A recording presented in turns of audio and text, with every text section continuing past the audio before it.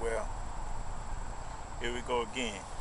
You know, this this one, this segment in my ongoing saga in life, uh, definitely is one that really is real tough.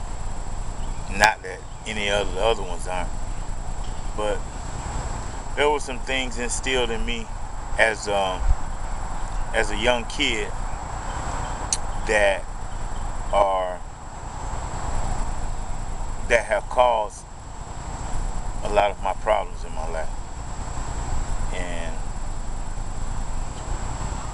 you know, I don't even know where to start with this one. I don't know how it started, where it started, but I just know that it was definitely a determining factor in a lot of my relationships and the way that I handle a lot of these relationships. Number one, separation. You know, uh, there was so much separation in my household growing up as a kid that I formed a lot of opinions about my mother, my father, my brother, my sister, my aunts, my uncle. Uh, it was such a type of dysfunctional whole family. Both sides of the family. Each side had their own issues. As I got older, um, I had to choose which side I would choose. But there was so much uh, that I didn't understand being a kid. Why my father said things about my mom, or why my brother got certain treatment and my sister didn't. You know, uh, these things cause a lot of problems. As far as uh, favoritism. I saw this in my early years of childhood. Envy, jealousy. All these were normal characteristics for me growing up as a kid because I saw it on both sides of my family members. My mother uh, had some issues. My father had some issues. And who do we look to for some sort of guidance other than our family? Our closest people to us. And I looked at the relationships that my mother had with her sisters and brothers. Not much relationship at all. Looked at the relationships my father had with his sisters and brothers. A lot of separation, a lot of walls built up. You know what I'm saying? A lot of defense mechanisms that were handed down to me. And I naturally gravitated to the uh, same type of feelings. I wish I really didn't have to go through it, but hey, it was just the way it was. You know, um, this caused me to carry on uh, relationship within myself that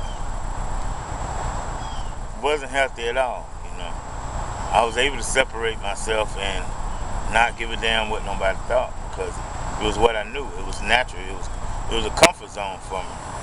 In our household, it was a divided household. Um, um, how can I say this? And I would say I was the black sheep. Why was I the black sheep? Possibly because uh, my father favored me,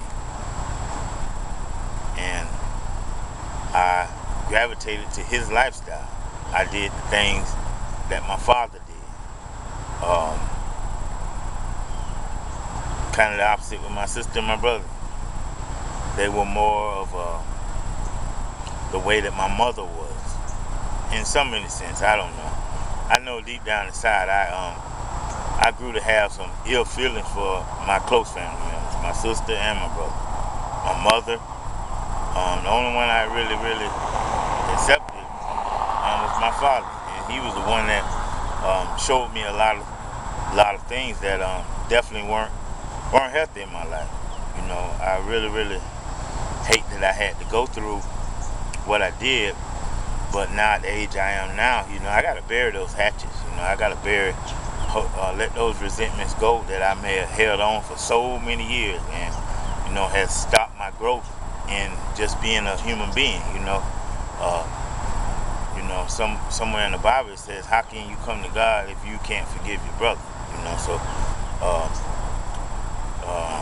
nothing indirectly was done towards me uh, within my family members, as far as I know, but that was just the way that I carried myself. I didn't care how you felt, didn't care what you thought. I was me, and that's not good at all. It has been a stumbling block because me holding on to all these resentments and anger towards people that have moved on in their life, only person that's hurting is me. You know, I can be sitting here like, man, I hate my brother or hate my sister. I can't believe they, did me this way, did me that way. But hell, they done moved on in their life. They are, doing their own thing. The least thing that I should be worried about is something that I can't control, and that's someone else. I can only control what's going on within myself. It's very important that I stay grounded and rooted with a neutral ground. No one's perfect. I don't try and be perfect, but it's very important that I let go of these things and, move on in my life. So, separation has definitely been a problem in my past. This caused me to isolate. This caused me to be seeking things that only had to do with me, not thinking about others. Step over you just to do what I wanted to do. So, I think about all the things my brother has accomplished in his life, and I never supported him in anything. I separated myself from holding these ill feelings of still trying to figure it out why. It's scary, but it's the truth. Here he has continued to move on and progress in his life, and deep down inside, no support. That's not good at all. My brother has never done anything to me. My sister has never done anything to me directly. So why do I hold these feelings? And then I begin to think about, it's time for me to look within myself. I'm the problem. Once I get me right, or once I begin to work on my issues, my issues is bigger than anybody's because they're mine. I can only control the outcome of my own issues. So, me feeling the way I feel, it's my duty to work on where I'm wrong in any situation, and hopefully that the next person will possibly work on theirs. Because the problem ain't them, it's me. Until I'm able to come to grips with who I am, I'm no good for nobody else. So this is one area where closing the chapter on separation. With my loved ones, my family, my mom. I was told a lot of things about my mom from my father. Going through a divorce at the age of 12, I was made to form an opinion about the woman that birthed me. And deep down inside, I still don't know why I don't feel a certain way about my mom. And I'm learning to love my mom. And that's crazy at the age of 40 something, to say that you're learning to love your mom.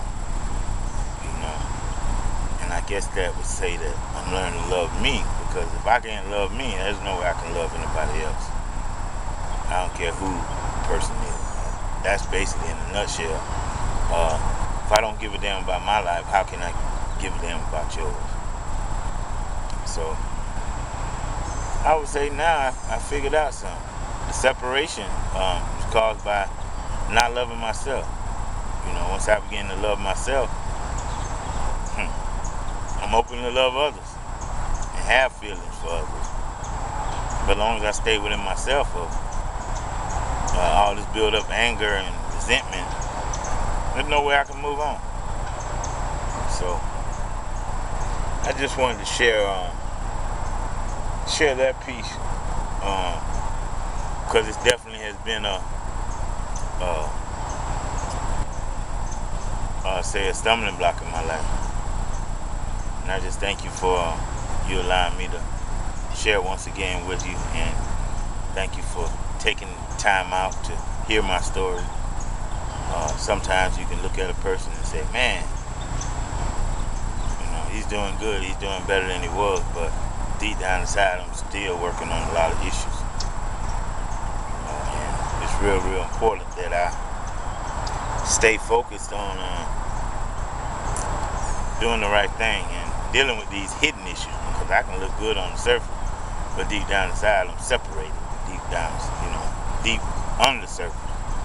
So this is one way of me beginning to heal, by opening up and listening to what I have to say. Sometimes I don't know what I have to say until I open my mouth, and then it gives me opportunity to hear and go back and learn from what I said, because sometimes God gives you a message in Revelation one time, but if you're not prepared to listen, how can you hear it? So that's why I record it. Thanks for allowing me to come into your mind, or whatever you want to call it, today. And I'm going to end this piece with the Serenity Prayer as usual. God grant me serenity to accept the things I cannot change, courage to change the things I can, wisdom to know the difference.